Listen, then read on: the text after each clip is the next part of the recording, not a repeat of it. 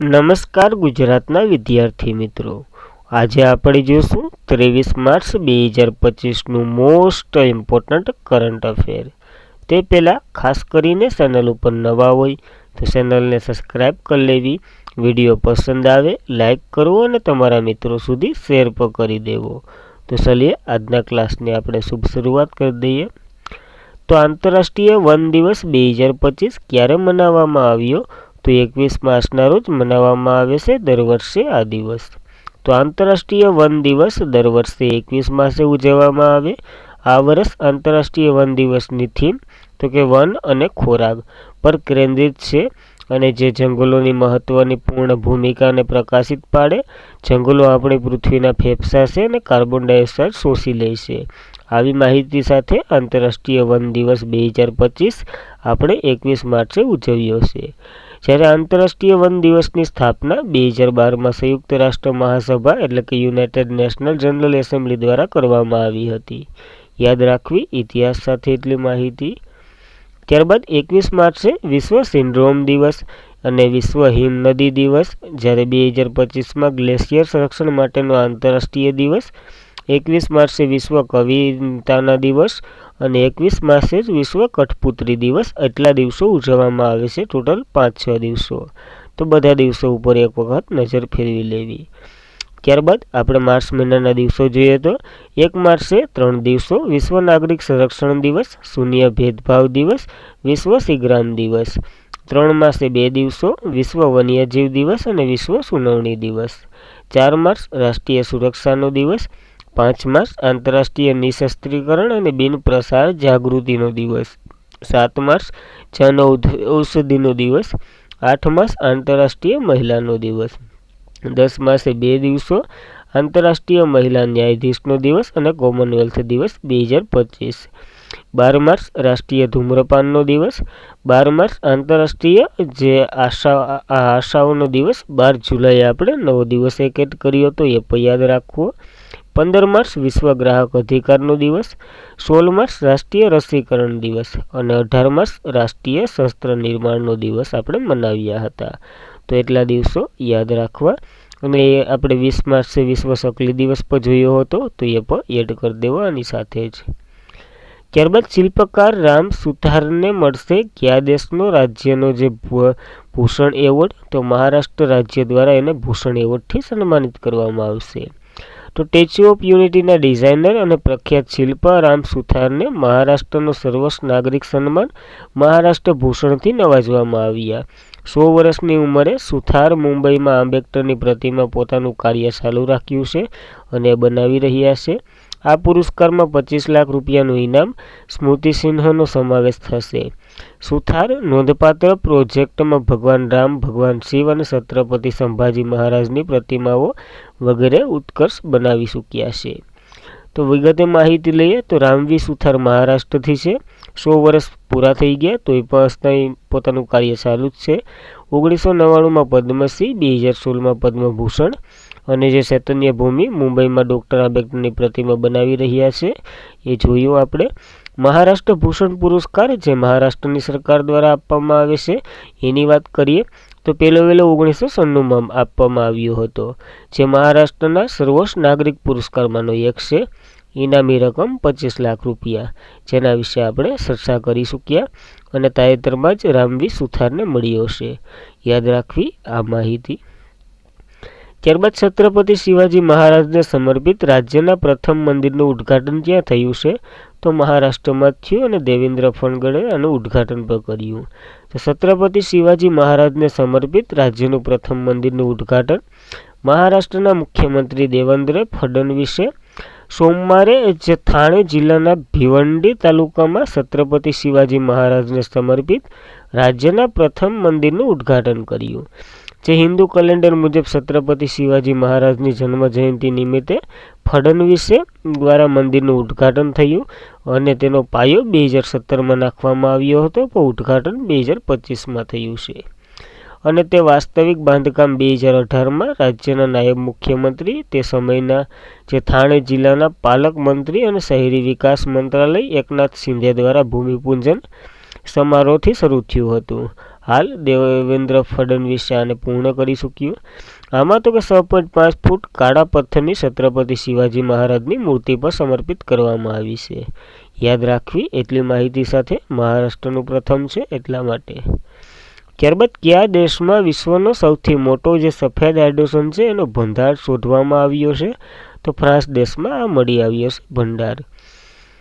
તો ફ્રાન્સે માર્સેલ પ્રદેશમાં જે ફોલ્સવિલ્સની માટીની છે 46 મિલિયન ટન કુદરતી હાઇડ્રોજનનો વિશાળ ભંડાર શોધી કાઢ્યો. આ શોધને સ્વસ્થ ઉર્જા ક્ષેત્રના એક રમત પરિવર્તનશીલ ક્ષણ તરીકે ગણવામાં આવી, કારણ કે 92 ટ્રિલિયન છે અને ગે અને લીલો જે હાઇડ્રોજન વિપરીત છે, જેમાં સફેદ હાઇડ્રોજન કોઈ ઔદ્યોગિક ઉત્પાદનની જરૂરી નથી અને તેઓ કાર્બન ડાયોક્સાઇડ ઉત્સર્જન કરતું નથી. તેથી સ્વસ્થ ઉર્જા માટે એક ગેમ ચેલેન્જ બનવામાં આવી રહ્યું છે અને એટલા માટે ખૂબ ચર્ચામાં પડશે. જ્યારે આ ઓલાની વાત કરીએ હાઇડ્રોજનના ભંડારોમાં, અમેરિકા, રશિયા, ઓસ્ટ્રેલિયા અને યુરોપ સહિત વિશ્વમાં ભંડારમાં સફેદ હાઇડ્રોજન ભંડાર જોવા મળે છે. સફેદ હાઇડ્રોજન ખર્ચ અસરકારક અને વિકલ્પો હોઈ શકે, જેની અંદાજિત કિંમત માત્ર $1 છે, અને જ્યારે લીલો હાઇડ્રોજન કિંમત પ્રતિ કિલોગ્રામ $6 છે. તો ખાસ કરીને એટલો ડિફરન્સ છે, નકર વધારે સરળ તો સફેદ હાઇડ્રોજન જ છે, એ પણ યાદ રાખવું. ત્યારબાદ એક અહેવાલ અનુસાર કયા રાજ્યમાં સૌથી વધારે એક સિંગી ગેંડાઓ જોવા મળ્યા છે? તો આસામમાં, અને એ પણ એક મહત્વનું નેશનલ પાર્ક છે. કોમેન્ટ કરી દો, નકર આમાં આપણે જોવાના જ છે. તો બંગાળમાં 352 ગેંડા છે, જે 12 વર્ષમાં તેમની સંખ્યામાં 71% વધી ગઈ છે. તો આ એક પોઈન્ટ યાદ રાખવો. બંગાળમાં 70%થી વધુ થઈ ગયા છે. એમાં ખાસ કરીને બંગાળમાં એટલે કે પશ્ચિમ બંગાળમાં જલદાપારા અને ગોરુમાલા રાષ્ટ્રીય ઉદ્યાન છે ને, એ 2025માં ગેંડાની ગણતરી પરિણામ અનુસાર રાજ્યમાં હવે 392 ગેંડાઓ છે, જે 2013માં 229 હતા. તો ઘણો વધારો થયો, 71% જેટલો.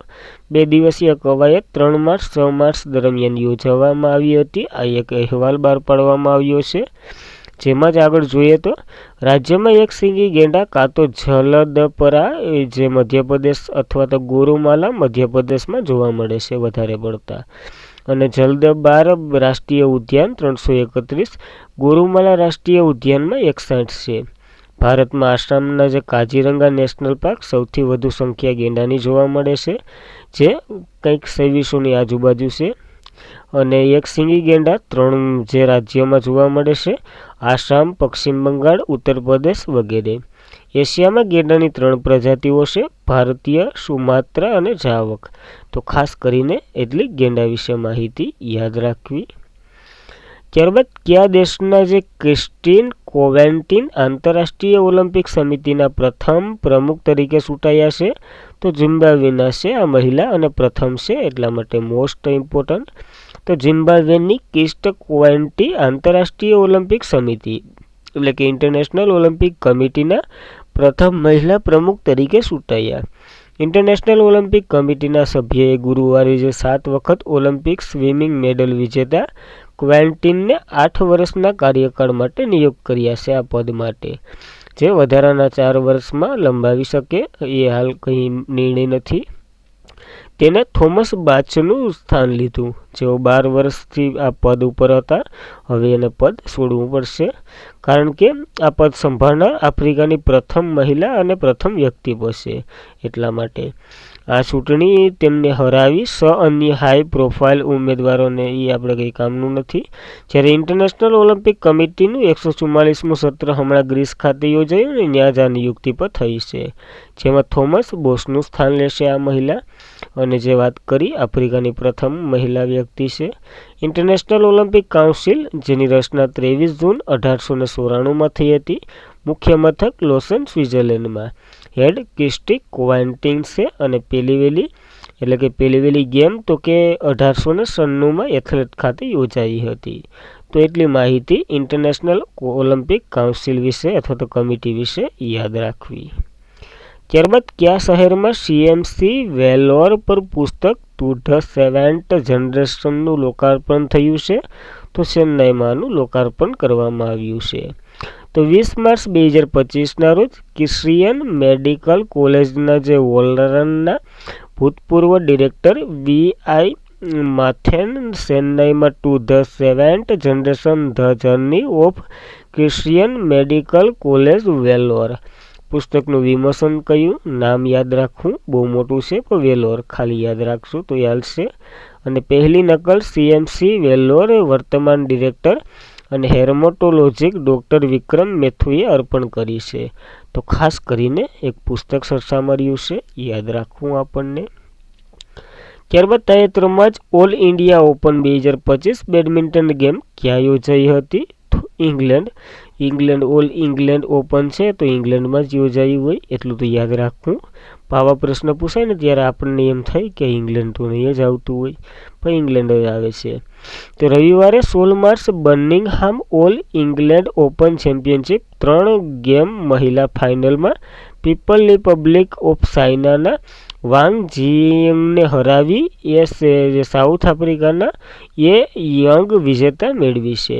તો ખાસ કરીને જો યાદ હું રાખવાનું, ઓલ ઇન્ડિયા ઓપન 2025 સે યંગ મહિલા સિંગલ્સમાં ફાઇનલમાં જીત્યા અને સી યુકીએ પુરુષ ખિતાબ જીત્યો છે.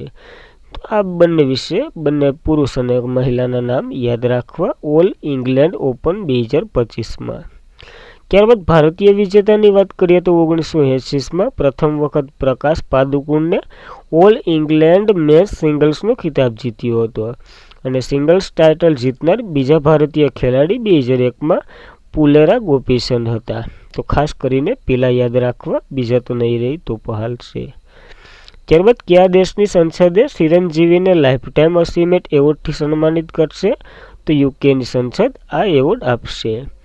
તો યુકેની સંસદ જે મેગાસ્ટાર ચિરંજીવીને યુકે સંસદ દ્વારા લાઈફટાઈમ અચીવમેન્ટ એવોર્ડથી સન્માનિત કરવામાં આવ્યા. જ્યાં આંધ્રપ્રદેશના નાયબ મુખ્યમંત્રી પવન કલ્યાણ જે ચિરંજીવીના નાના ભાઈ પણ છે, જેણે એક્સ પર આ ટ્વીટ કરી અને અભિનંદન પાઠવ્યું. તો વગેરે યુનાઇટેડ કિંગડમના સંસદ દ્વારા રજૂ કરાયેલા પ્રતિષ્ઠિત લાઈફટાઈમ અચીવમેન્ટ એવોર્ડ તે ચિરંજીવીની ઓળખમાં વધારો કરશે. તો હવે ચિરંજીવી વિશે માહિતી લઈ લઈએ. તો જેણે બ્રિટન બ્રિજ ઇન્ડિયા અને પ્રથમ વખત આ સંસ્થા દ્વારા આપવામાં આવેલ આ એવોર્ડ છે, જે બ્રિટનની એક બ્રિજ ઇન્ડિયા નામની છે ને સંસ્થા, એના દ્વારા આ એવોર્ડ અપાય છે. ચિરંજીવીને મળ્યો તેલુગુ સિનેમાના કલાકાર છે. 2024માં પદ્મ વિભૂષણ. 2024માં જ ભારતીય ફિલ્મ ઉદ્યોગનો સૌથી સફળ અભિનેતા તરીકે ગ્રીનિસ વર્લ્ડ રેકોર્ડ અને નૃત્યાંગના તરીકે પણ ઓળખ મેળવેલા છે. તો યાદ રાખવી, તેલુગુ સિનેમાના એક કલાકાર છે ચિરંજીવી. ત્યારબાદ હાઇડ્રોઝિલિસેટ માટે 2025ના સ્ટોકહોમ વોટર પ્રાઇઝ કોણે જીત્યું છે? તો ગુટર બ્લોસનલે જીત્યું છે આ ટાઇટલ. યાદ રાખવું, તો પ્રખ્યાત જળશાસ્ત્રી ગુટન બ્લોસનને પૂર જળ વિજ્ઞાન તેમના અગ્રણીય સંશોધન માટે 2025માં સ્ટોકહોમ વોટર પ્રાઇઝ એનાયત કરવામાં આવ્યો છે. અને 20 માર્ચ 2025ના રોજ પુરસ્કાર સમિતિ દ્વારા જાહેર કરાયેલ આ પુરસ્કાર બ્લોસનના આબોહવા પરિવર્તન હેઠળ પૂરના જોખમો અને જળ સંસાધન વ્યાપકને સમજવા અને તેની ક્રાંતિકારી માન્યતા આપે છે. તો ખાસ કરીને સ્ટોકહોમ વોટર પ્રાઇઝ કોણે જીત્યું? તો ગુટન બ્લોસનલે જીત્યું છે. એટલું જ યાદ રાખવાનું છે, એવોર્ડ છે એટલા માટે. અને આજના માટે એટલું જ હતું. ખાસ કરીને મિત્રો, વિડીયો પસંદ આવે લાઈક કરો, તમારા મિત્રોને શેર કરો અને ચેનલ પર પ્રથમ વખત હોય તો સબસ્ક્રાઈબ પણ કરી લેવી. Thank you for watching this video. જય હિન્દ, જય ભારત.